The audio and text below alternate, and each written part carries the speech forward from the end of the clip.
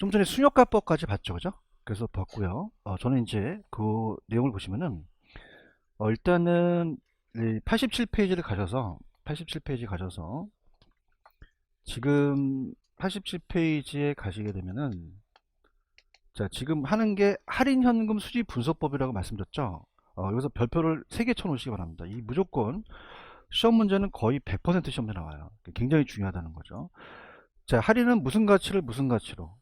미래 가치를 현재 가치로 갖고 와서 현가시켜서 현금 수지가 현금 흐름이죠. 현금 흐름에 대한 것을 분석했기 때문에 장점이 있다는 거죠. 그래서 이제 보겠는데, 자, 지금 좀 전에 순역가까지 봤죠?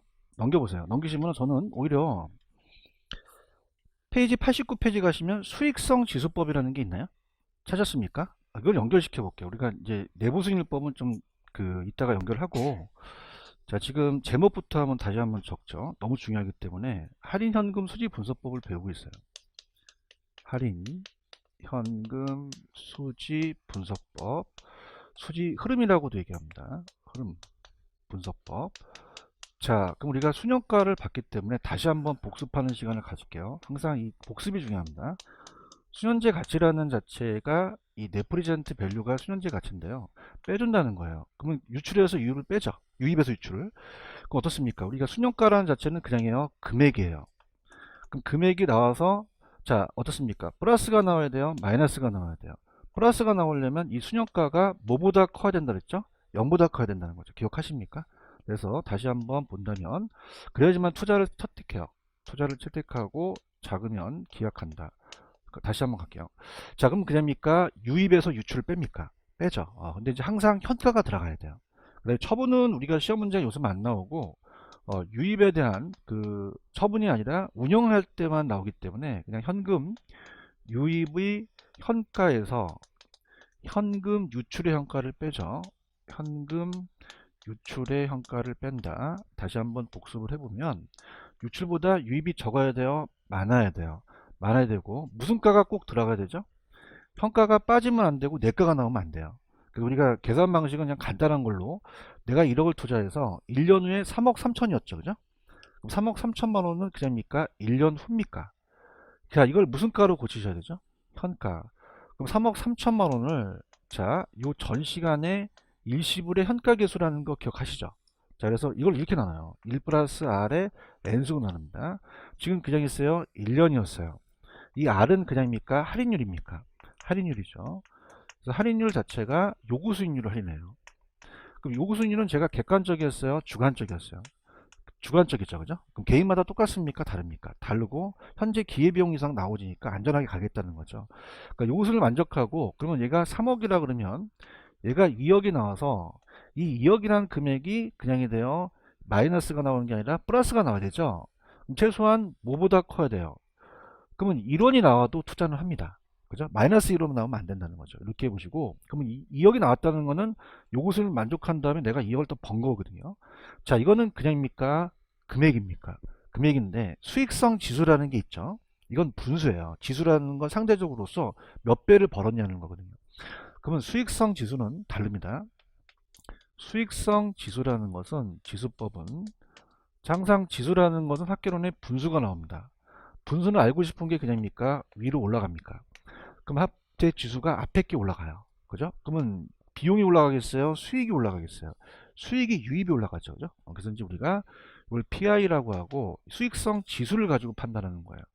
자, 그럼 우리가 현금 유출이 알고 싶어요? 유입이 알고 싶어요? 유입이 얼마 되는지 알고 싶죠? 그래서 현금 유입의 현가를 현금 유출로 나눕니다. 현금 유출로. 자, 근데 이제 얘는 좀 주의하실 게 얘들 뭘 노리냐? 자, 보세요. 자, 우리가 분수 있는 방법을 가르쳐 드렸어요. 자, 이게 분수면은 밑에가 분모고 밑에가 분자니까 엄마가 I를 없죠.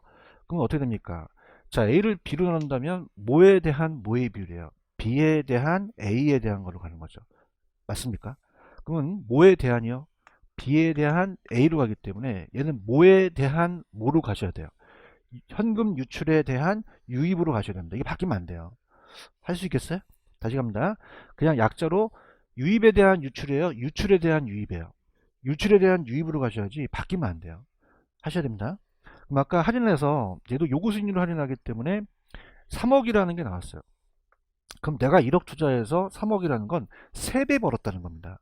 몇 배 벌었다? 3배. 그럼 일하는 건 몇 배? 대답하실 때까지 갑니다. 4라는 건요. 4배죠. 맞아요? 그럼 얘는 0.5는 0.5배를 벌었다는 거는 1억에서 5천만 원밖에 못 걷었다는 거예요.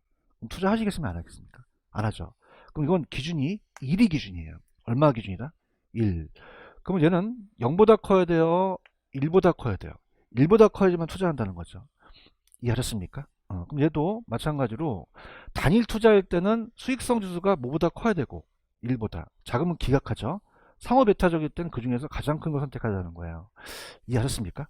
근데 얘와 얘가 비교는 자 이겁니다. 얘와 얘가 비교는 천천히 들어보시면요. 자 만약에 순영가가 동일해요.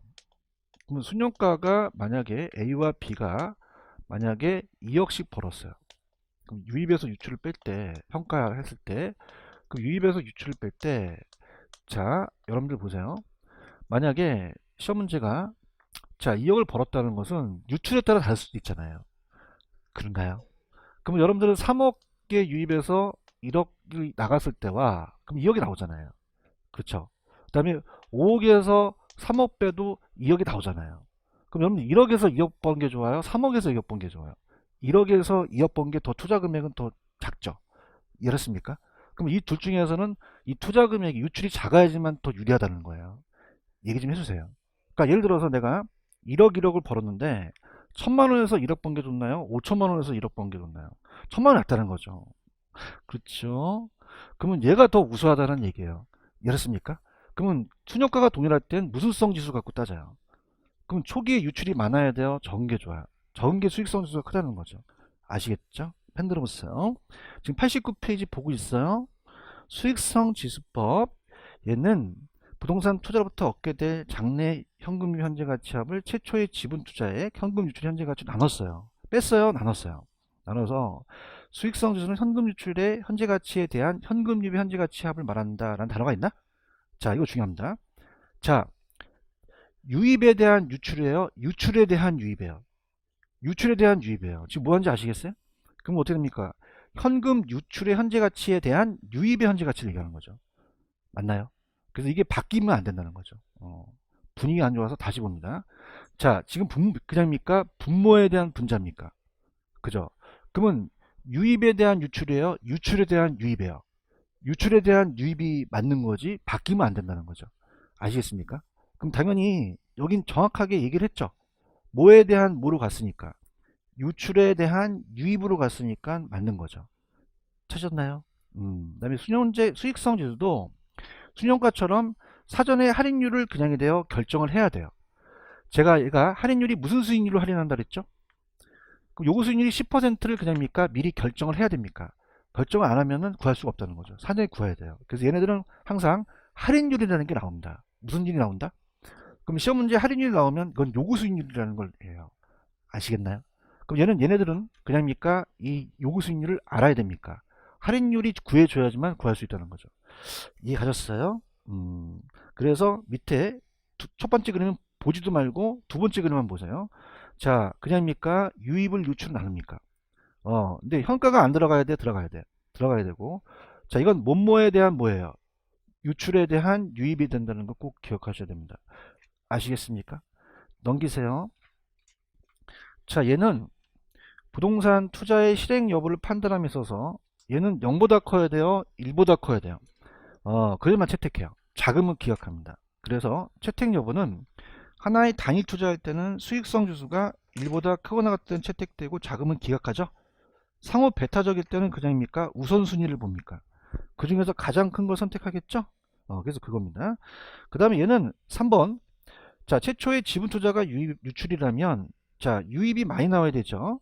그럼 장래 현금 흐름의 현재 가치를 몇 배인가죠? 아까 여러분들 3이라는 것은 몇 배를 얘기했어요? 3배를 얘기한 거죠. 이해하셨습니까? 그래서 이러한 수익성 지수는 투자 규모가 다른 여러 투자안의 우선순위를 결정할 때 주로 사용합니다. 그럼 4번 수익성 지수가 최초 지분 투자액에 대한 순효과의 상대적 크기에 따라서 나타나는데 투자 규모가 다른 여러 투자안의 우선순위를 결정하고자 할 때 수익성 지수가 적절한 투자 결정이 될 수 있다는 거죠. 그럼 아까 제가 수년가가 똑같을 때는 초기 금액이 많은 게 좋아요? 초기 금액이 작은 게 좋아요? 작은 게 좋죠. 그래서 수익성 지수는 수년가법이 투자 규모의 차이를 충분히 고려하지 못한 경우에 단점을 보완해서 만들어낸 거라는 거죠. 이해가셨죠? 꼭 보시기 바랍니다. 넘겨볼게요. 자, 내부 수익률이라는 게 있어요. 내부 수익률이 좀 어렵습니다. 88페이지 가시면 내부 수익률이라는 단어가 있나요? 이것도 화폐시장 가치를 고려하는 기법인데 내부 수익률법입니다. 자, 이 내부 수익률은 앞쪽에서 여러분들 왜 기대 수익률이라는 거 기억나시죠? 자, 그러면 얘를 구하는 거예요. 기대 수익률을. 그러면 기대 수익률하고 요구 수익률 기억하십니까? 그럼 기대 수익률하고 요구 수익률에서 어떤 게 커야지만 투자하겠습니까? 기대가 요구보다 크거나 같을 때 투자하죠. 그래서 이걸 갖고 따져요. 그렇다면은 자, 이게 좀 어려운데 이 내부 수익률은 어떻게 구하냐면 이게 좀 난이도가 있습니다. 얘는 자, 현금 유입 현가와 현금 유출 현가를 같게 만들어요. 자, 그래서 현금 유입의 현가와 현금 유출의 현가를 같게 만듭니다. 현금 유출의 현가. 자, 그럼 갑니다. 내가 만약에 1억을 투자해서 만약에 1년 후에 만약에 어떻습니까? 자, 자체적으로 1억 2천을 벌었다 라고 한다면 자, 지금 현재 가치예요? 이건 미래 가치예요. 이걸 무슨 가로 고쳐주셨죠? 평가, 할인율이 필요하잖아요. 그런가요? 그럼 아까 어떻게 했죠? 1 플러스 R에 N승으로 나눠줘야 되죠? 이걸 갖게 하면 얘를 얘로 갖고 오라는 얘기죠. 그럼 1년이고 그냥요 할인율이 필요해요. 필요하죠. 이 할인율을 구하는 거예요. 그 할인율은 따라보세요. 내부 수익률을 할인합니다. 무슨 수익률을 할인한다? 내부 수익률을 해요. 내부 수익률. 자, 그래서 이 내부 수익률이라는 20%가 산출이 되는데, 자, 아까 3억 3천이라는 거는 어떻게 돼요? 만약에 10%면 1.1로 나누면 되는 거죠. 근데 이거는요, 자, 계산 방식을 지금 한다는 건 좀 그런데, 얘는 딱 1년만 나와요. 몇 년만 나온다? 1년, 2년이 나올 수가 없어요. 그죠? 그러면 자, 볼게요.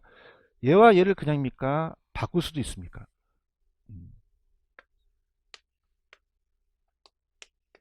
이거죠. 대답해봐요. 얘와 얘를 그냥이야 바꿀 수도 있어요. 바꿀 수도 있죠. 이해하셨습니까? 그럼 얘는 어떻게 나오냐면 들어가 보세요. 들어볼게요. 자, 그러면 1억과 제 식을 바꿀 수 있죠. 대답해야 다음 넘어가요. 바꿀 수 있나요? R이라는 걸 어떻게 구하는지 말씀드릴 거예요. 그러면 1억 2천에다가 그냥입니까? 지금 1억으로 나눕니까?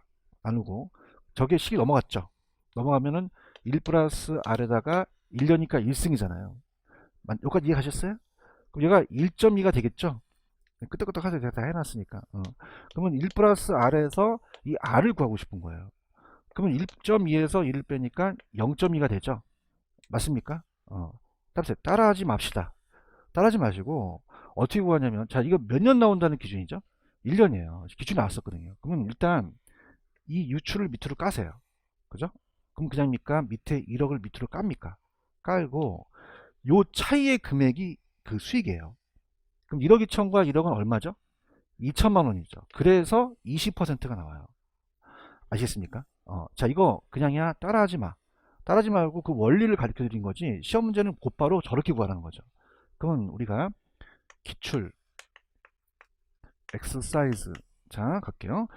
자, 만약에 예전에 내가 5천원을 투자해서 6천원 벌었다고 나왔었어요. 그죠? 그럼 어떻습니까? 우리가 5천원을 투자해서 1년 후에 6천원이면 그냥에 대여 할인을 해야 돼요. 해야 되죠. 맞아요. 그럼 우리가 1 플러스 R에 1년이면 이건 뭐 얼마니? 나왔었거든요. 그죠? 그럼 따라하지 맙시다. 따지 말고 지금 얼마를 깔면 돼요. 잘한다 잘한다 다 합격하겠다. 얼마 깔아요?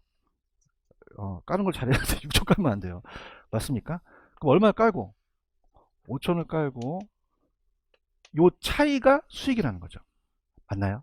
이렇게 나왔기 때문에 내부 수익률은 이렇게 계산을 하셔야 되는 거죠. 아시겠습니까? 그러면 1000이니까 당연히 20%를 구하는 게 나왔었거든요. 이해하셨죠? 그럼 얘도 그냥입니까? 얘를 바꿀 수 있습니까? 근데 더 이상 안 할게요. 짜증 될 것 같아서. 이건 강사가 하는 거예요.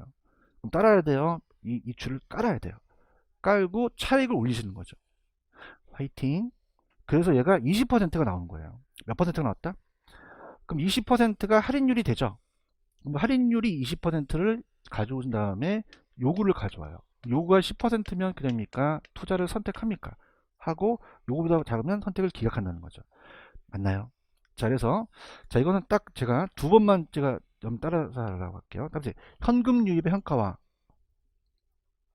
현금 유출의 현가를 같게 만드는 할인율.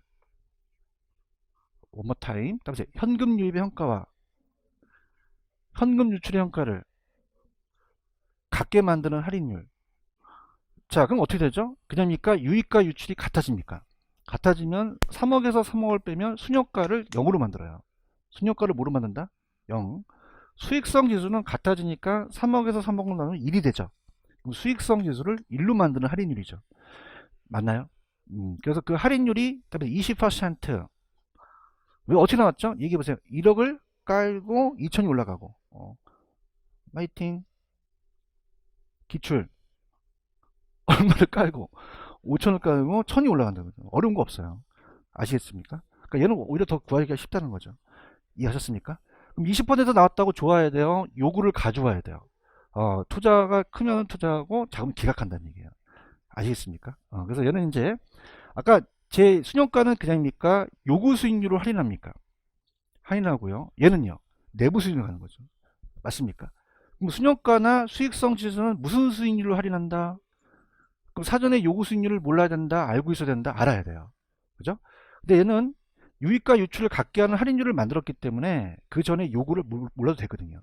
얘는 알 필요가 있다, 없다? 없다는 장점이 있다는 거죠. 근데 중요한 거는 자, 항상 내가 투자한다는 거는 슈퍼마켓 같은 것도 물건을 사들이면 그냥입니까? 재투자합니까? 그럼 재투자하죠.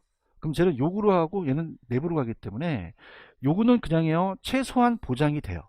보장이 되고 기입용 나오는데 얘는요 만약에 20% 나온다고 해서 다음 투자에서 20% 나올까 안 나올까? 안 나올 수도 있다는 거죠. 그래서 순효과법이 더 우수합니다. 무슨 법이 더 우수하다? 순효과. 자, 갈게요. 지금 여러분들 88페이지 내부 수익률법은 보고 계셔요? 그럼 아까 했던 게 나와요. 내부 수익은 현금 유입의 현재 가치 합과 현금 유출의 현재 가치를 어떻게 시켜? 일치하게 만들어. 그 할인율이죠. 그게 내부 수익률을 구하는 거예요. 그럼 이는 부동산 투자에 있어서 운용에 의한 현금 흐름, 세후 현금 수지 현재 가치와 매각에 대한 현금, 세후 지분 목표 현재 가치를 합한 거죠. 유입의 현재 가치와 초기 지분 투자의 현재 가치를 일치시키는 거예요. 그래서 순효과를 뭐로 만들어요? 0. 찾았습니까? 그러면 수익성 지수는 뭐로 만들까? 1로 만드는 할인율이 되겠죠. 오케이. 그래서 2번에 가시면은 그 식은 보지도 말고 아까 지금 제가 2번 일로 합하여 아까 이거 따보세요. R 이게 무슨 율이에요? 이게 내부 수익률이 할인율이거든요. 아시겠습니까? 그래서 내부 수익률로서 구하고요. 그 다음에 3번 부동산 투자의 실행 여부에 판단할 때는 내부만 갖고 따져야 돼요. 요구를 가져와야 돼요. 비교를 하겠죠. 그죠? 이해 갔나요? 그 다음에 빨리 오른쪽으로 가세요. 머리 아프니까. 그럼 머리 아파서 오른쪽에 가시면 누가 누구보다 커야 돼요. 내부가 요구보다 커야지만 투자를 채택하죠. 작으면 채택하겠어요? 기각하겠어요? 기각해서 단일 투자를 보고 우선순위는 상호 배타적이에요. 그럼 둘 중에서 가장 큰 거 선택하겠죠? 이렇게 보시면 됩니다. 이해 가셨습니까? 그럼 순효과와 내부 순위법이라는 박스가 하나 있나요? 그럼 순효과는 그냥 있어요. 뺐어요. 유입의 현가에서 유출을 뺀 금액을 구하는 것이고 대답 안 하는 것이고 아시겠죠? 그죠? 그 다음에 내부 순위는 뭐와 뭐를 갖게 하는 할인율이에요. 현금 유입의 현가합과 유출의 현가를 갖게 하는 할인율을 구하는 것이고 맞죠? 그 순효과를 0으로 만드는 것이고 그렇죠? 그러면 순효과는 0보다 커야 되죠? 근데 내부 수익률은 뭐보다 커야 돼요? 요구 수익률보다 큰 거죠. 맞아요? 그럼 할인율이 똑같아요? 할인율이 달라요? 순효과는 뭐로 할인하고요? 요구 수익률로 할인하고요. 내부 수익은 되게 쉬워요. 뭐로 하고요? 내부 수익률로 하는 거죠. 참 쉽죠? 이렇게 해서 다시요. 순효과는 뭐로 하고요? 요구 수익률. 내부는요? 내부로 가는 거죠. 아시겠습니까? 그래서 제가 나도 심심해. 자, 라면 안 하려고 했는데 입이 간질간질하네. 순효과는 무슨 수익률을 할인하고요? 요구 수익률을 할인해요. 그죠? 내부 수익률은요? 내부로 할인한다는 건 굉장히 쉽죠. 아시겠습니까? 그래서 제가 그 치킨집에 갔어요. 치킨집에 가고 저는 뼈 있는 것보다 살 있는 게 좋아요. 그래서 제가 순살 주세요. 그때 네네. 그런 거 따보세요. 순살 주세요. 네네. 자, 그럼 따보세요. 순살이요. 자, 미치겠다. 그럼 순살이요. 그럼 어떻게 돼? 네네. 따보세요. 순살이요. 야, 하지마, 하지마. 자, 아시겠어요? 이렇게. 괜히 했다. 자, 없던 걸로 편집해주세요. 자, 야면 나중에 해야 되는데, 아씨, 가려워가지고. 그냥요. 순살이요.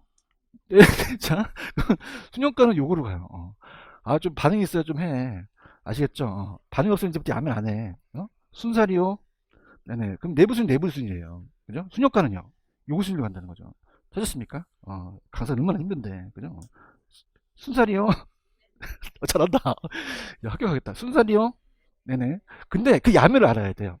순살이요는 뭘 줄임말이에요? 순영가를 요구로 나눈 거고. 내내는요. 내부순위는 내부가 나온다는 거죠. 하시겠습니까? 집에 가서 하세요. 어때요? 순살이요. 순살이요. 순살이요. 이렇게. 자. 아따 힘들다. 자, 그 다음에 어떤 게 더 우수하다 그랬죠? 순영가요. 순영가는 왜냐면 그냥입니까? 금액입니까? 금액이 나와서 내가 요구하는 것보다 2억이면 확실하다는 거고 그냥이요 요구해요. 그럼 개인의 요구고 요게 기회비용 성격을 갖고 있거든요. 자, 그럼 어떻습니까? 최소한 보장이 안 돼요? 보장이 돼요? 되는데 내부 수익률은 내가 투자하려는 그 자체가 그냥입니까? 다음엔 안 나올 수도 있습니까? 불황일 수도 있잖아요. 맞나요? 그럼 이 자체를 다시 투자한다는 거는 합리적이지 않는다는 거죠. 무슨 법이 더 낫다? 순효과가 낫다는 거죠. 박스. 무슨 법이 더 낫다? 순효과가 투자 반도는 아주 좋다는 얘기죠. 내부보다 선호되고 있어요. 이론적으로 우수하대요. 그러면 아까 순살이요. 그러면 순효과는 할인율이 요구순이었잖아요. 그러면 투자자들이 어떻습니까? 그냥입니까? 이 주관적으로 다 틀리죠. 투자자들이 위험 보상을 반영한 거죠. 그렇죠? 그래서 요구 수익률. 요구 수익률은 무위험률에다가 할증률을 더한 거잖아요. 그러니까 항상 금액이니까 불을 극대화하고 내부 수익률은 순살이요. 그럼 내부 수익률은 뭐로 할인했어요? 아따 내내만 하면 안 돼요. 내부 수익률 내불군요. 맞습니까? 그럼 얘는 자체적으로 할인을 했기 때문에 자, 이 내부 기대 수익률은 위험을 보상받지 못하죠. 그래서 내부가 크다고 해서 투자의 부가 늘어나는 건 아니라는 얘기죠. 이해하셨습니까? 그래서 이렇게 가시면 돼요. 우리 시험 문제는 주관식이에요, 객관식이에요. 순효과가 더 우수하다. 왜 우수하냐를 적지는 않으라 그래요. 순효과가 우수하다만 나와요. 그죠? 그럼 둘 중에서 누가 낫다? 순효과가 낫다. 그냥 그렇게만 가져가시면 돼요. 아시겠습니까? 그래서 넘겨보세요. 넘기시면은 이제 87페이지 맨 위에 있는 거를 이제 양가로 2번을 해주기 전에 87페이지 갈게요. 자, 이제 정리를 합니다. 자, 할인은 무슨 가치를 무슨 가치로 갖고 왔어요? 미래 가치, 현재 가치로. 평가가 들어가야 되죠? 그러면 유출이 많아야 돼요? 유입이 많아야 돼요? 그러면 유입에서 유출을 빼서 얘가 많아야 되잖아요. 그럼 많아서 얘는 그냥입니까? 수년제 가치는 금액입니까? 금액이 0보다 커야 되는 거죠. 하실 수 있어요? 그럼 수년가는 뭐보다 커야 된다? 0보다 커야 되고, 그죠? 다음에 순살이요. 그러니까 순살이요 하면 뭐가 나와야 돼? 네네. 순살이요. 네네. 수년가는 무슨 수익률을 환원했어요? 요거 수익이잖아요. 맞습니까? 요거 수익이라는 건 투자자가 위험에 반영을 가기 때문에 항상 불을 극대화할 수 있다는 거예요. 맞나요? 그 다음에 수익성 지수는 그냥요 나눴어요. 나눠서 3이라는 거는 몇 배라는 거죠? 3배라는 뜻이죠. 몇 배가 더 벌었냐는 거예요. 맞나요? 그럼 순효과가 똑같다면 초기 투자 금액이 많을수록 적을수록 적은 게 더 낫다는 걸 판단하는 것이고 그 다음에 유출에 대한 유입이라는 거 아시죠? 그럼 얘네들은 다 이 요구 수익률로 가요. 무슨 수익률로 간다? 그럼 얘네들은 사전에 요구 수익률을 몰라야 돼, 알아야 돼요. 알아야 되기 때문에 얘 계산 방식은 요구 수익률을 구해줘요. 요구 수익률 20%다 구하라 이렇게 얘기합니다. 맞습니까? 그런데 순살이요 그러면 순살이요 그럼 얘는 내부 수익률은 무슨 수익률? 내부 수익률을 구하는 거예요. 아시겠습니까? 그러면 얘는 요구 수익률이에요, 내부 수익률을 할인해요? 내부 수익률을 할인하죠. 맞아요. 그래서 뭐와 뭐를 같게 만드는 거예요. 유입평가와 유출평가를 같게 만드는 할인율을 구하는 거죠. 그러면 순효과를 뭐로 만들고 수익성 지수를 1로 만드는 할인율이 되는 거죠. 아시겠습니까? 자, 이거 푸는 방법 가르쳐 줬죠? 얼마를 밑으로 내려요? 1억. 이거 얼마 차이 났어요? 2000, 20%가 되는 거고, 기출문제. 5천에서 6천 벌었죠? 그럼 얼마를 밑으로 깔아요? 5천 깔고 1000이니까 20%를 구할 수 있어야 되죠. 맞습니까? 자, 순살이요. 그럼 얘는 요구 수익률이에요? 내부 수익률이에요? 내부 수익률이죠. 그럴 거예요. 아, 쟤 자꾸 순살이요. 내내만 이게 굉장히 잘 나와요. 그럼 얘가 요구를 한다 그러면 대가 안 돼요? 안 돼요. 얘는 내부 수익률 가는 거예요. 아시겠습니까? 항상 내내가 들어가야 돼요. 내내 아세요? 순살이요? 이 요구 수익률 나와야 돼요. 나쁜 놈에게. 아시겠죠? 얘는 꼭 무슨 수익 나와야 된다? 내부 수익률이 할인을 해요. 아시겠죠? 그죠? 20% 나왔다고 좋아야 돼요? 요구를 가져와야 돼요. 그래서 얘를 구하기 전에 이 사전이라는 단어는 그냥입니까? 일이 벌어지기 전입니까? 그럼 얘 구하기 전에 요구를 알 필요가 없죠. 그게 하나의 장점이 될 수 있다는 거죠. 아시겠습니까? 나중에 가서 비교만 하는 거죠. 이해 갔어요? 근데 내부수익하고 순효과법 중에서 왜 그냐는 안 물어보죠. 어떤 법이 더 우수하다? 근데 제가 학문적으로 그냥 일단 쟤는 요구하는 걸로 간다. 그럼 개인을 반영하는 게 하잖아요. 금액이니까 불극대화시킬 수 있다는 거죠. 얘는요, 내부가 20% 나왔다고 해서 재투자해서 다음에는 안 나올 수도 있죠. 그럼 얘가 또 투자 판단이 아니라는 거죠. 그럼 어떤 게 더 우수하다? 순효과가 우수하다는 걸 꼭 기억하시기 바랍니다. 이해하셨죠? 이거 체크하세요. 넘기세요. 그 지긋지긋한 투자는 이제 넘어가요. 아우, 투자 지겹다. 자, 그 다음에 104페이지로 가볼게요. 104페이지. 맞습니다.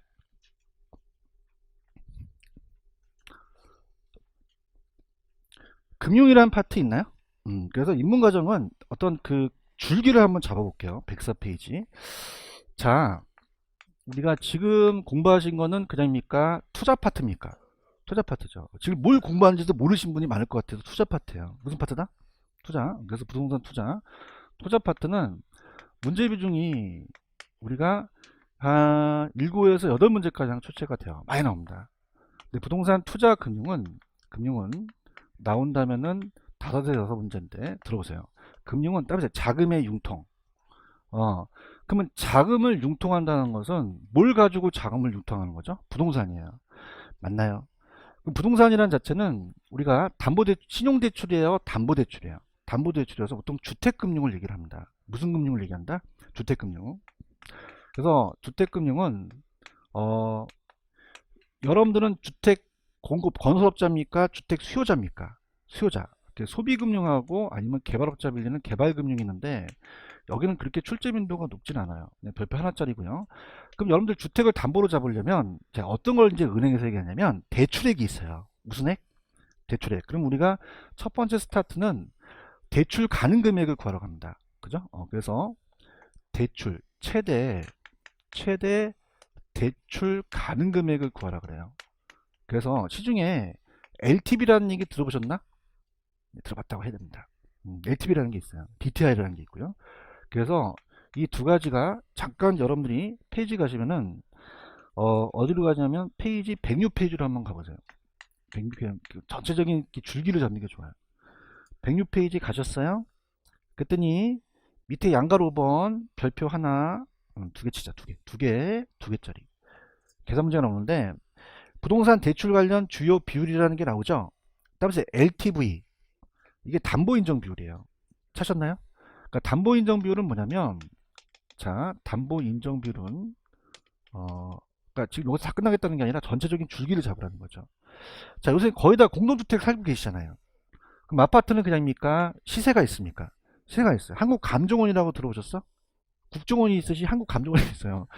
부동산을 감정하는 곳이에요. 거기 시세나 국민은행 들어보셨어요? 그 시세로 가요. 그죠? 그래서 아파트 시세가 만약에 내가 4억이다. 그럼 은행이 50%까지 담보 인정을 간다는 거는 2억을 빌려주겠다는 거예요. 맞나요? 자, 이건 그냥입니까? 담보로 인정해 줍니까? 담보로 인정해 줘요. 근데 오른쪽 살짝 보시면 오른쪽에 2번에 총부채 상환 비율이라는 단어가 있나? 자, 이건 디테일은 뭐냐면 총부채 상환 비율은 자 가볼게요. 아웃라인만 잡으세요. 자 만약에 40%예요. 자 총부채를 상환하는 능력은 소득으로 봅니다. 자 담보예요? 소득이에요? 그 연소득이 많아야지만 돈을 빌려주겠다는 거거든요. 맞나요? 자 그래서 너 갚더라. 네, 너 집값이 얼마냐? 넌 소득이 얼마니 물어봐요. 그럼 4천만 원이요. 연. 그래? 그럼 4천만 원에서 내가 요거 40%까지만 네가 4416이죠. 1600만 원만 갚을 수 있는 능력으로 돈을 빌려주겠다는 거예요. 그죠? 그러면 이 둘 중에서 적은 금액을 갖고 따지거든요. 큰 금액이다, 적은 금액이다, 적은 금액이야. 이해하셨습니까? 자, 그러면 일단 첫 번째 스타트의 부동산 금융은 그냥입니까? 대출액이 나와야 됩니까? 나와야 돼요. 궁금하지도 않나 봐. 나와야 되죠. 그러면 이제 오른쪽 살짝 보세요. 보시면 이제 은행이 고정금리와 변동금리라는 단어가 있나요? 그러면 이제 결정하라 그러죠. 고정금리로 하실래요? 변동금리로 하실래요? 하셨죠? 이건 별표 하나. 자, 그래서 고정금리하고 변동금리를 비교해서 내요.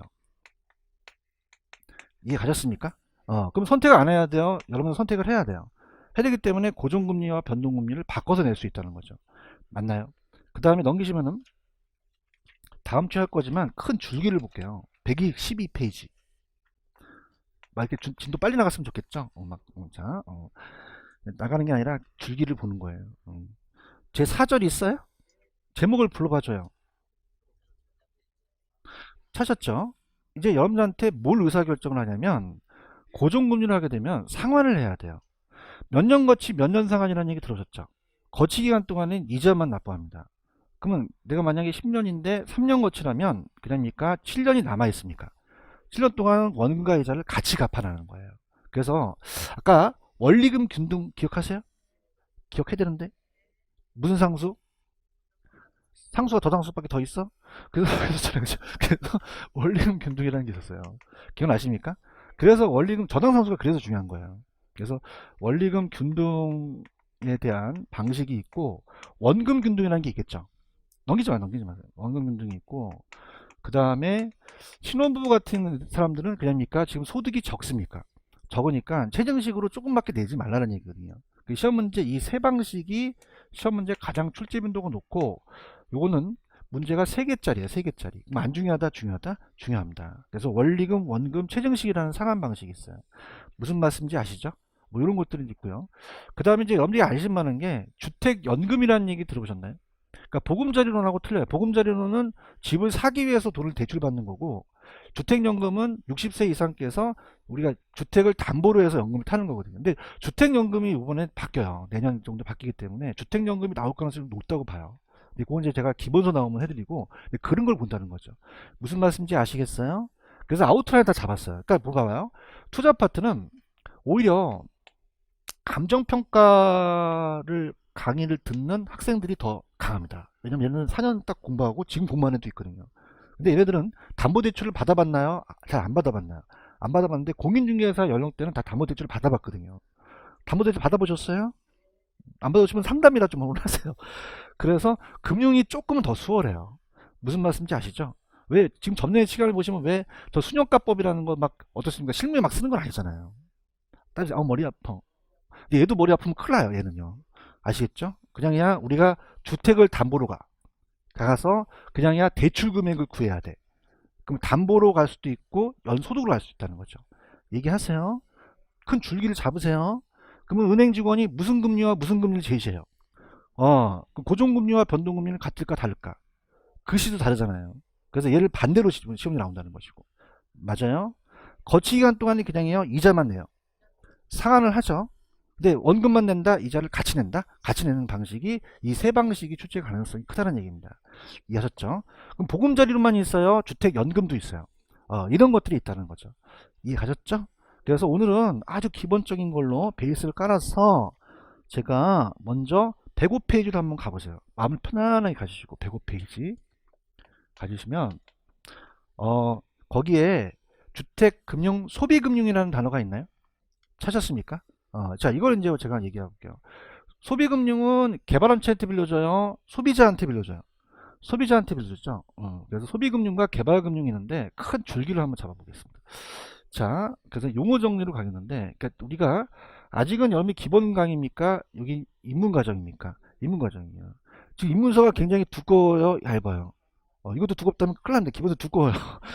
그 때문에 지금은 줄기를 잡아야지 자칙이 보시면 막 자칙이 뭐 이상한 글씨도 있잖아요. 이거 하나도 안 들어요. 들지 마시고 그냥 소비금융이 어떤 건지 가져가세요.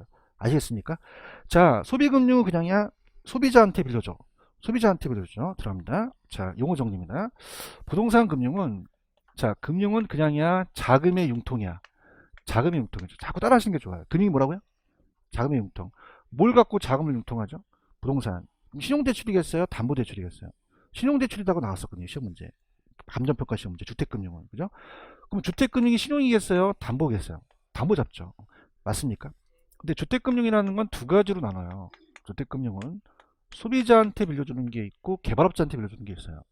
자, 그럼 뭐로써 지금 자금을 융통합니까? 주택이죠. 담보대출이죠. 맞나요? 그래서 우리가 주택 소비금융이라는 게 있어요. 소비금융 도대체 무슨 금융이냐 이제 가볼게요. 자, 소비자한테 빌려줘서 자 주택의 수요자를 늘리게 하는 거죠. 그럼 공급자 금융입니까? 수요자 금융입니까? 수요. 사는 사람한테 돈을 융통해 주는 거죠. 맞나요? 근데 우리가 아까 제가 보금자리론이라는 거 기억나시죠? 보금자리론. 보금자리론은 무주택 서민들을 위한 겁니다. 자, 그래서 우리가 대상이 무주택 서민이에요. 보금자리론 무주택 서민. 자, 그래서 이 단어라는 자체가 저당대부라는 게 나와요. 무슨 대부가 나온다? 저당대부. 저당대출이라고 하고 저당대부라는 말이 나옵니다. 자, 그럼 저당대부는 저당을 잡는다는 얘기 들어보셨죠? 그럼 이제 스토리는 이제 얘기할게요. 갑이라는 무주택 서민이 자 아파트에 살고 아파트를 사고 싶대요. 그럼 아파트를 그냥입니까? 지금 시세가 나와 있습니까? 한국감정원이나 국민은행 시세로 가죠. 그래서 아까 저 4억짜리 살고 싶어요. 그랬더니 A은행이 어떻습니까? LTV라는 거 기억나세요? LTV는 그냥요 담보인정 비율이에요. 담보인정 비율. 내가 너 집값의 50%까지 빌려주겠다는 거죠. 그럼 50%까지 빌려준다는 거는 얼마까지 땡겨준다는 거예요? 2억을 빌려준다는 거죠. 맞나요? 그래서 차입자가 되실 것이고 얘가 빌려준 대출자가 될 겁니다. 자, 그러면은 자 가볼게요. 자, 이 보금자리론은 장기예요. 단기다, 장기다? 장기예요, 장기. 그럼 장기는 10년 이상입니다. 10년, 15년, 우리가 20년, 30년이고 LTV 아시죠? LTV를 70%까지 빌려줘요. 그럼 그냥요 무주택 서민들을 위한 거예요. 서민들을 위해서 가는 거죠. 맞아요.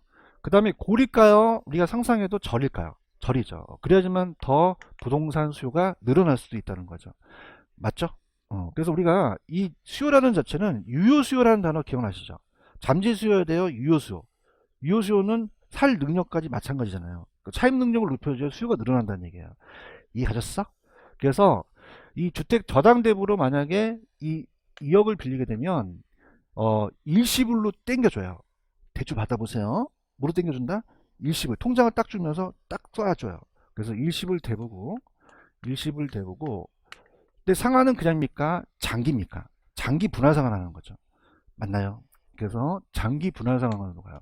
장기 분할 상환. 자, 그러면서 우리가 단기다, 장기다. 자, 고리다, 좀 절이다. 절이로 가요. 이해하셨죠? 근데 우리가 주택개발금융이라는 게 있어요. 그죠? 그럼 주택개발금융은 자, 주택개발금융은 소비자한테 빌려줘요. 당연히 개발업자한테 빌려줘요. 개발업자. 그러면 가장 만만한 게 건설업체죠. 그죠? 주택건설업체 빌려줍니다. 자, 건설업체. 자, 근데 이제 중요한 게 아까 제가 저당대부라고 그랬잖아요. 저당대부는 뭐냐면 여러분들 왜 이 공시법 시간에 갑구가 있고 일구가 있죠.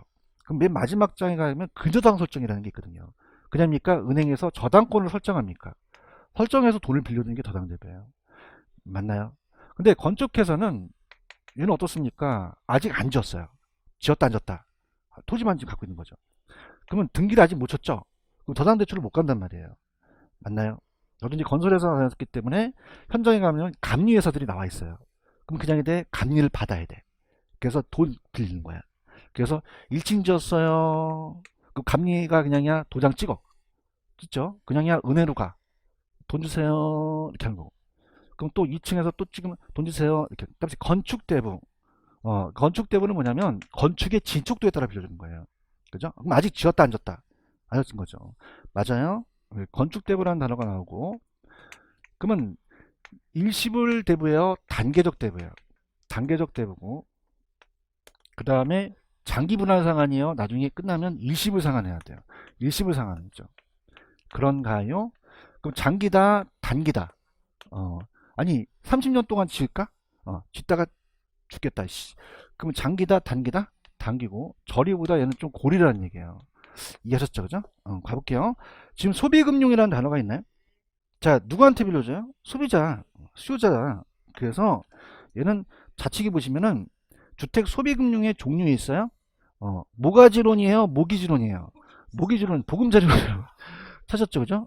모기지가 이제 보금자리론. 이게 모기지가 원래 미국에서 가져온 거예요. 그죠? 이 모기지가. 찾았습니까? 그래서 모기지론이 보금자리론이에요. 찾았죠? 그죠? 그러면서 내 집 마련 디딤돌 대출이라는 게 있거든요. 청약저축 아시죠? 저축 이런 것들은 이제 그 금융은 또 융통하고, 그럼 오른쪽 소비금융은 소비자들이 주택을 구입하거나 개량을 용이하기 위해서 목적으로 가죠. 그런가요? 그럼 대출 조건이 대부분 고정금리로 가요. 무슨 금리로 간다?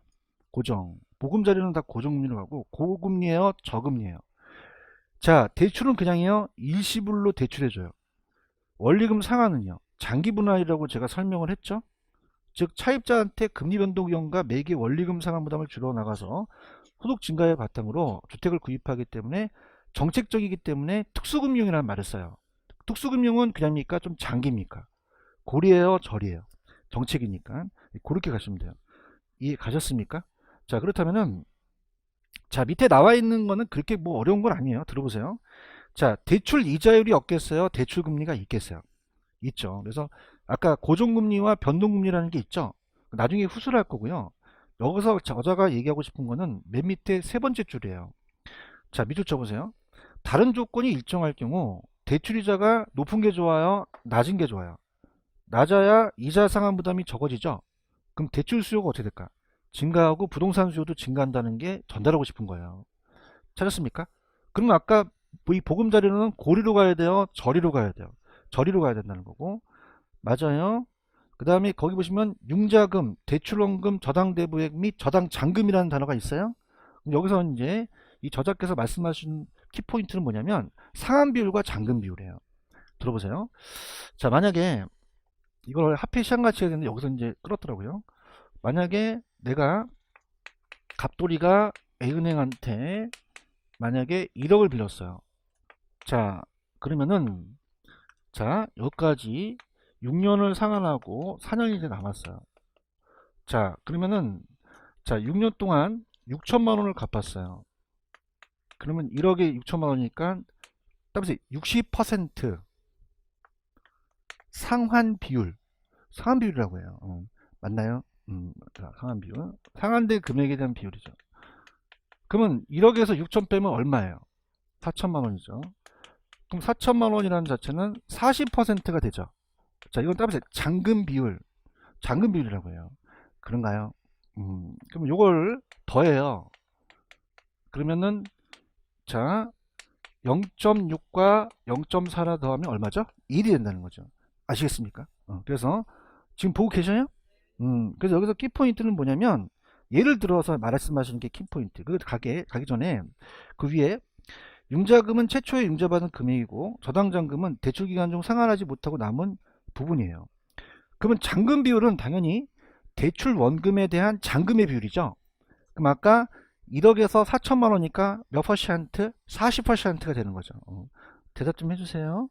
상환 비율은 대출 원금에 대한 상환된 금액을 얘기하죠. 그럼 1억에 6천만 원이니까 몇 퍼센트? 60%를 얘기하는 거죠. 맞습니까? 그럼 이 저자의 예를 들어서 맨 결론만 보세요. 잔금 비율 플러스 상환 비율은 얼마다? 1이 되는 게 키포인트가 되는 거죠. 되셨나요? 그 다음에 대출 기간은 어떻게 돼요? 절 봐요. 여러분들 대출 기간은 무주택 서민들을 위해서 단기가 나요? 장기가 나요? 장기를 해줘야 부동산 수요가 더 늘어날 수 있다는 거죠. 그래서 양가로 3번 보고 계셔요? 그래서 여기서 말씀하고 싶은 게 세 번째, 다른 조건이 일정할 경우 대출 기간은 어떻게 할수 좋은 거예요? 길수록 매일 상하 부담이 적어지죠. 그럼 대출 수요가 어떻게 돼요? 증가하고 부동산 수요도 늘어난다는 거죠. 이해 갔나요? 근데 반면에 대출 기간 입장에서는 대출 기간은 반대죠. 그죠? 그러면 얘네들은 기간이 길어지거나 만기가 긴 대출 상품 같은 건 대출 원금 회수가 쉬워요? 늦어져요? 늦어지니까 유동성 위험이 커진다 그래요. 돈이 안 들어오니까. 무슨 말 아시겠습니까? 넘기세요. 원리금 상환액이라는 게 있어요. 그러면 옆에 불러봐 주세요. 아까 했던 거예요. 뭐라고도 해요? 부채 서비스의 저당 지불의 월부금은 다 똑같은 동의로 해요. 맞죠? 그 밑에 가시면은 무슨 기간이라는 게 있어요. 거치 기간이라는 게 있죠. 찾았죠? 그러면 제가 원리금, 원금 체증식이 있다고 말씀드렸죠? 그럼 한번 읽어볼게요. 자, 원리금 상환액은 대출원금에 대하여 매기간 상환해야 할 금액을 말하며, 여기서 원리금은 대출기간 중에 뭐와 뭐를 더한 거예요. 원금 상환분과 이자 지급분을 더한 거죠. 찾았죠? 근데 용어 정리가 원금은 상환한다 그래요. 그 원금 지급이에요? 원금 상환분이에요? 이자는요? 지급한다는 말을 써요. 지금 보고 계십니까? 다시요. 원금은 뭐라고 하고 상환한다 그러고, 이자는 지급분이라는 것도 머릿속에 두셔야 됩니다. 아시겠죠? 그죠? 그럼 이 두 가지를 합친 거죠. 대출기간에 상환해야 될 금액을 말합니다. 그럼 여기서 대출 조건이 같다, 조건이 다르다, 달라요. 그러면 원리금 상환은 달라지는데, 자, 아까 따보세요. 원리금 균등 분할 상환, 원금 균등 분할 상환 똑같은 거예요? 틀린 거예요? 다른 거죠. 매기간 상환해야 될 원가 이자가 포함되지만 방식은 달라요. 그렇죠? 근데 딱 하나만 주의하실 게, 원금 만기 시 상환이라는 게 있나요? 자, 얘는 이자만 냅니다. 뭐만 낸다? 그래서 얘는 원금 만기 시 상환은 매기간마다 뭐만 낸다? 이자만 내요. 아시겠습니까? 그래서 원금 만기 시 상환 방식은 대출 원금의 대출 만기에 일시 상환하는 것으로서, 여기서 이자만 상환하는 기간을 거치기간이라고 하죠. 찾았습니까? 자, 그러면은 제가 이제 다음 주에 갈 거지만, 자, 그냥이야 거치기간이 있어.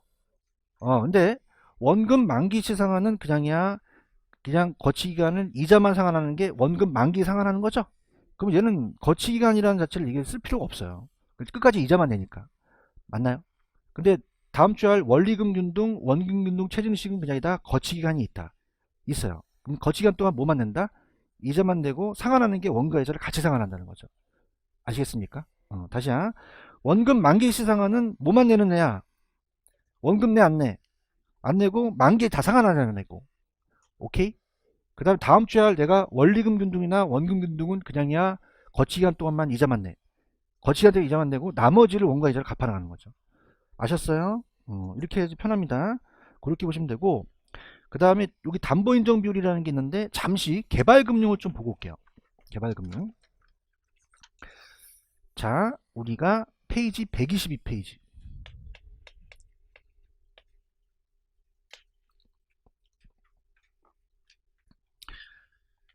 제3절에 개발금융이라는 단어가 있나요? 자, 그럼 개발금융은 소비자한테 빌려줘요? 개발업자한테 빌려줘요? 그러면 부동산의 수요자예요? 공급자예요? 공급자한테, 건설업자한테 빌려주는 거죠. 보고 있습니까? 자, 아까 제가 건축대부라는 거 기억나시죠? 무슨 대부? 건축대부는 건축의 진척도에 따라 빌려주는 거예요. 찾았나요? 그 다음에, 자, 거기 보시면은 다음 주에 알겠지만 주택 상환 사채라는 단어가 있어요. 그러면 좌측에 보세요. 자, 한국토지주택공사 LH공사라고 들어보셨죠? 얘네와 건설업자 무슨 건설회사, 얘네들이 건설에 필요한 자금을 마련하기 위해서 발행하는 증권이에요, 채권이에요? 채권이죠. 채권 있어요? 채권? 채권은 그냥이야 돈을 빌리는 거야. 빌리는 거예요. 주식이 아니라는 거죠. 지금 보고 계시죠? 그래서 채권으로 일정 기간 지나면 주택에 상환받을 수 있는 채권을 말한다는 거죠. 이해하셨습니까? 그렇게 조달하고도 하고, 그 다음에 이제 다음 주에 프로젝트 파이낸싱. 이건 뭐냐면 물적인 담보 신용이 아니라 사업성을 기초로 가요. 요즘은 이제 건설회사한테 빌려주는데, 그럼 들어보세요. 소규모 단지여야 돼? 좀 대규모 단지여야 돼? 그럼 사업성이 있어야지만 빌려주죠? 그렇게 이제 빌려주는 기법이라는 게 있다는 거죠. 무슨 말씀인지 아시겠죠? 그 다음에 주식을 또 해서 발행할 수도 있고, 채권을 발행할 수도 있다는 거죠. 매자이익은 아직 보지 마세요. 두 가지 가는데, 그렇게 보시면 됩니다. 이해하셨죠? 자, 여쭤볼게요. 자, 이건 그냥요, 개발업자한테 빌려줘요.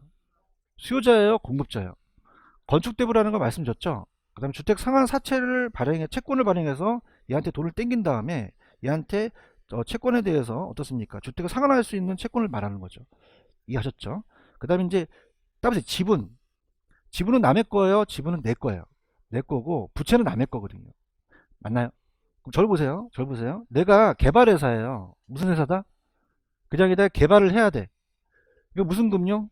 개발금융이에요. 그죠? 그럼 내가 내 주식이 있어요. 주식이. 아 있어요. 내가 주식이. 네가 뭐가 주식이 있냐지 말고요. 그러면 내가 주식을 팔아요. 주식을. 주식은 남의 거예요. 주식은 내 거예요. 그게 지분이에요. 지분. 그다음에 지분금융. 지분금융은 내 거를 파는 거죠. 그 자금을 융통하는 거고. 가자. 맞아요? 그냥 야 남의 걸 돈을 빌릴 수도 있어. 그러면 회사가 회사채 발행한다는 얘기 들으셨어요? 회사채나 채권 같은 경우는 하나의 차용증이에요. 그럼 그냥입니까? 돈을 빌리는 겁니까? 빌려서 자금을 융통하는 게 부채금융. 부채금융은 자금을 돈을 빌려서 융통할 수도 있다는 거죠. 이해해야 되는데. 그래서 다음 주에 이제 지분금융과 부채금융을 얘기를 할 거예요. 이해하셨죠? 그럼 마무리. 자 넘어가서 요거 하나만 오늘 하고 마무리할게요. 힘만 가지세요. 넘기시면은 자 106페이지 요거 하나만 106페이지 가시면은 LTV와 DTI만 오늘 갈게요. 뭐하고 LTV하고 DTI. 맞아요. 자 그래서 이거 지우기 전에 복습. 자 자금을 융통해. 주택이야 신용대출이야 담보대출이야 담보대출이야. 맞아요. 근데 소비자한테 빌려주면 소비금융인데 무주택 서민들한테 저당 대부를 받았죠. 근데 이 얘는 그냥입니까? 아직 안 졌습니까? 건축의 진척도에 따라 빌려주는 거예요. 이렇게 해서 이제 보시고. 그렇지만 뭐 여러가지 주택 상한 사채를 발행한다든가 그러면 어떻게 돼요? 그냥입니까? 하나의 채권은 돈을 빌리는 겁니까? 빌리고 주식은 내 걸 판매할 수 있다는 거고. 맞아요? 그다음에 지분, 지거, 주식을 발행할 수도 있고, 그다음에 채권, 차용증, 돈을 빌려서 할 수도 있고. 아시겠죠? 그래서 돈을 빌려서 갈 수도 있고 내 거를 팔아서 갈 수 있다는 거예요. 알겠죠? 그럼 아까 제가 LTV와 DTI 였어요. 그러면 우리가 할게요. LTV는 자 론 투 밸류예요. 그래서 그냥 야매로 이건 나눈다는 거예요. 그래서 L을 V로 나눠요. 그러면 시험 문제가 LTV라는 걸 주어집니다. 뭘 주어준다? LTV. 그래서 담보인정 비율을 주어져요. 그럼 빨리 여러분들은 요 밸류가 부동산의 가치입니다. 부동산의 가치를 얘와 곱하면 론, 융자액이 나와요. 알겠어요? 자 그래서 지금 양가로 부분에 동그라미 1번을 보고 계셔요? 이걸 담보인정 비율이라 그래요. 또한 융자 비율, 대부 비율, 대출 비율, 저당 비율 다 똑같은 용어예요. 그 박스를 한번 보세요. 박스 보니까 밑에가 그냥입니까? 부동산의 가치입니까? 가치고 위에가 융자금이 되죠? 맞나요? 그래서 이거는 아까 야 갑돌아 왜요? 너 집값이 얼마니? 저 4억이요. 너한테 50% 빌려줄게. 그러면 2억을 빌려준다는 거예요. 아시겠습니까? 요거 이해 가셨어요? 그래서 이 저자가하신 게 맨 밑에 가시면은 그 박스 밑에 자 한 세 번째 줄에 두 번째 줄에 시장 가격이 그냥이야 집값이 4억이야. 4억에 아파트 담보로 해서 얼마를 차입하려는 거예요. 그러면 LTV가 몇 퍼센트예요? 50%라는 거죠. 찾았습니까? 그럼 4억에다가 50%니까 2억까지 대출해 준다는 거예요. 오케이? 그러면 기억. 다른 조건이 일정할 때 LTV가 높으면 융자 금액도 어떻게 된다? 늘어납니다. 찾았습니까? 그래서 얘가 만약에 70% 그러면 그냥입니까? 융자액이 늘어납니까? 늘어나요. 이거 아시겠어요? 그럼 대출 수요도 어떻게 돼요? 증가하고 부동산 수요도 증가할 수 있다는 거죠. 그런가요? 근데 다른 조건이 일정할 때 얘가 높아지잖아요. 그러면 그냥입니까? 대출 기간이 채무 불이행 위험이 커집니까? 커질 수 있어요. 차입자가 못 갚을 수도 있잖아요. 그러면 위험이 크니까 그냥입니까? 이자도 더 받습니까? 높아지게 만든다는 게 시험 문제를 하셨어요. 지금 보고 계셔요? 자, 이거 높아지게 되면 그냥요 은행이 위험해요. 그럼 더 받아야 되죠? 그럼 채무불이행 위험이 커지니까 못 갚아야 되니까 대출 이자를 어떻게 된다? 높일 수밖에 없다는 거죠. 체크하셨어요? 그다음 오른쪽에 다음에 DTI, DTI. 그래서 아까 L을 V로 나오니까 얘는 D를 I로 나눠요. 그래서 얘는 I가 따라서 연소득이에요. 연소득이고 여기에 따라서 원리금. 아까 원리금 기억하세요? 그 원리금을 본다는 거죠. 보고 얘가 총부채 상환 비율입니다. 그래서 얘는 총부채 상환할 수 있는 능력으로 빌려주겠다는 거죠. 그럼 예를 들어서 자 지금 갑니다. 총부채 상환 비율 지금 박스 있죠? 연소득이고 얘가 원리금 균등 상환액이거든요. 그 다음에 조그만 박스 하나 보이시나요? 그 월로 계산했을 때 자 박스를 보시면요. 원리금만 있나요? 기타 부채도 있나요? 기타 사업에서 이자가 나간 게 있죠? 그럼 두 개까지 해서 같이 합산하자는 거죠. 체크하게 계시죠? 그러면 우리가 밑에 기업본 갑니다. 만약에 총부채의 상환 비율은 주택을 구입하는 소비자가 주택담보대출을 받을 때 장래 대출을 얼마나 잘 상환할 수 있는지 소득으로 보는 거예요. 그럼 담보가 부동산 가치입니까? 소득으로 보는 겁니까? 그 대출 한도를 정하겠죠? 그래서 소득 증명이 되지 않거나 상환 능력이 부족하다고 판단할 때는 대출을 규제해야 한다는 거죠. 찾았습니까? 그래서 이 소득이라는 거는 증명이 근로소득 원천징수 영수증이라고 들어보셨어요? 그러랑 저같이 사업소득을 하는 사람들은 그 사업소득의 증명만이 있거든요. 그죠? 그걸 가지고 증명을 꼭 해야 돼요. 꼭 하세요. 대출을 규제합니다. 그럼 니은의 DTI가 몇 퍼센트? 40% 보고 있어요? 연소득이 얼마? 4천만 원이라는 거죠. 찾았죠? 그럼 이게 4천만 원이라면 자 0.4와 얘를 곱하니까 44. 44 얼마냐고요? 1600만 원이 원리금이 되는 겁니다. 찾았나요? 원리금. 그럼 1600만 원이 원리금이 돼요. 지금 보고 계시죠? 그러면은 자 얘는요 담보도 돈을 빌려주는 거예요, 소득으로 돈을 빌려주는 거예요. 네 DTI는 네 소득의 40%까지 빚을 갚을 수 있게끔 해주겠다는 거죠. 맞나요? 그러면 당연히 1600만원 범위 내에서만 대출이 가능하다는 겁니다. 찾았습니까? 다시 말해 부채로 매년 상환해야 할 원리금의 소득이 40% 초과할 수 있다 없다? 없다는 거죠.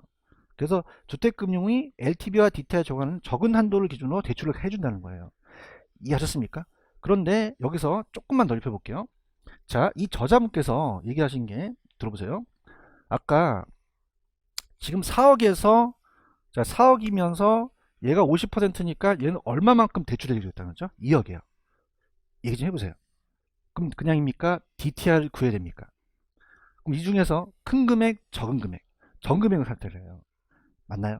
그러면 우리가 어떻습니까? 미리 예습을 한번 가는데 자 지금 얘를 곱하니까 1600만 원이라는 단어가 있죠? 연간 1600만 원을 갚을 수 있는 능력으로 돈을 빌려주겠다는 거예요. 생각을 해보세요. 이게요 한 90% 가면요 그냥입니까? 은행에다 다 넣습니까? 넣으면 내가 쓸 게 없다는 얘기예요. 맞나요? 그럼 1600만 원이라는 게 원리금이 나오면 뭐 교수님 대출액은 어떻게 구하는데 좀 넓혀볼게요.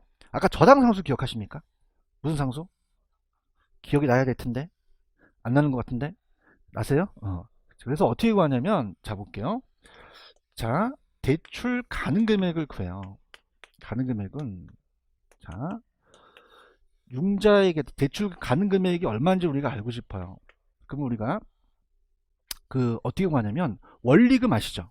그럼 아까 자 원리금 균등상환액은 자 대출 가능 금액 곱하기 무슨 상수? 상수가 저당수밖에 더 있어? 저당수잖아요. 그래서 이거 기억하세요? 그러면 자 우리가 알고 싶은 거는 자 들어보세요. 자 원리금을 알고 싶습니까? 지금 대출금을 알고 싶습니까?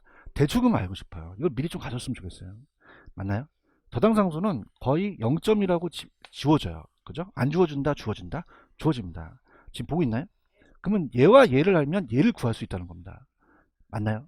그러면 화이팅. 얘를 그냥요 지금 알았어요. 얼마나 알았죠? 1600만 원을 알았다는 거죠. 이건 직결이에요. 지금 보고 있나요? 그럼 1600만 원을 알고 얘를 알면 그냥입니까? 얘를 구할 수 있습니까? 구할 수 있죠. 그러면서 우습게 보는 건 아닌데 6이고요. 얘는 몰라요. 지금 되게 심각해요. 얘가 2예요. 어떻게 구했죠? 어떻게 나왔죠? 얘를 얘로 나누게 되는 거죠. 화이팅. 다시 할게. 얘는 3이라는 숫자가 어떻게 나왔죠? 6을 저당상수로 나눠주게 된 겁니다. 아시겠습니까? 그럼 원리금이 나오면 무슨 상수로 나눠야? 저당상수 나오면 대출액이 나오거든요. 마지막 좀 유종의미를 거두시다. 무슨 상수를 나눠줘야 돼? 저당상수 나눠줘야 돼요. 이런 식이 되는 거죠. 근데 저당상수는 그냥이야 주어져. 0.1이라고 주어져요. 이 되셨어요?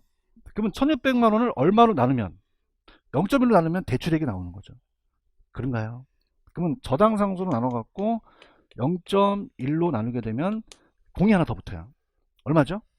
1억 6천이죠. 지금 보고 있나요? 그러면 LTV하고 DTI 중에서 큰 금액, 작은 금액? 그럼 2억 대출해 주겠어요? 1억 6천 대출해 주겠어요? 이게 계산 문제가 시험에 나온다는 거죠. 아시겠죠? 그래서 다시 한번 여러분들이 오늘 한 거, 자, 잠깐 넘겨보세요. 네가 언제 그랬니 그러지 마시고, 아까 85페이지를 한번 가보세요. 하시면 오늘 요것만 하고 끝낼 겁니다. 85페이지. 동영상 들으시면 똑같아요. 85페이지 가시면은 시계 하나 나와요. 자, 지금 여러분들 저당상수라는 게 있나요? 그 저당상수는, 자, 요거 볼게요. 자, 무슨 균등 상환액을 구하는 거죠? 원리 균등 상환을 구합니다. 맞나요? 그러면 우리가 지금 대출 금액을 알아요? 지금 알고 싶어요. 알고 싶고 저당상수라는 건 주어진 거죠. 이해 갔나요? 그러면 지금 여기가 그냥입니까? 원리금이 나왔습니까? 그럼 나왔으면은 무슨 상수로 나눠주면 저당상수로 나누면 대출액이 산정이 된다는 거죠. 이거 이해 가셨어요? 왜냐면 제가 이 저자분이 책을 잘 쓰셨는데 여기까지만 설명을 했거든요. 도대체 1600만 원으로 대출 금액이 어떻게 나오는지 우리가 모른다는 얘기죠. 이해하셨죠? 그럼 원리금이 나왔다? 그럼 무슨 상수 나눈다? 이걸 좀 해주셨으면은 제가 나중에 1, 2월 달 가시면 좀 수월하게 좀 풀 수 있어요. 아시겠습니까? 그럼 이 중에서 큰 금액, 적은 금액? 그럼 2억하고 1억 6천 중에서 1억 6천을 빌린다는 게 우리 시험 문제 90% 시험 나와요. 아시겠죠? 그래서 다시 한번 요거 한 다음에 마무리합니다. 자, 106페이지로 갑니다. 106페이지 가셔서 자, 얘기해 보세요. 따보세요. LTV. LTV는 소득이에요. 이거는 담보예요. 담보로 가는 거죠. 맞나요? 그래서 대답해 보세요. 이 담보 가치가 지금 얼마죠? 4억. 몇 퍼센트? 그럼 2억까지만 대출해 주는 거고요. 맞아요? 그러면서 이제 요거는 그냥입니까? 소득을 갖고 라는입니까? 증빙서를 갖고 라는 거죠. 이해하셨죠? 그럼 증빙서 갖고 갖고 4천만 원이라는 걸 증명했어요. 그럼 몇 퍼센트? 그럼 1600만 원 원리금 갚을 수 있는 능력을 빌려주는 거죠. 근데 여기서 끝나는 겁니까? 대출 금액을 구해야 됩니까? 우리 아셨죠?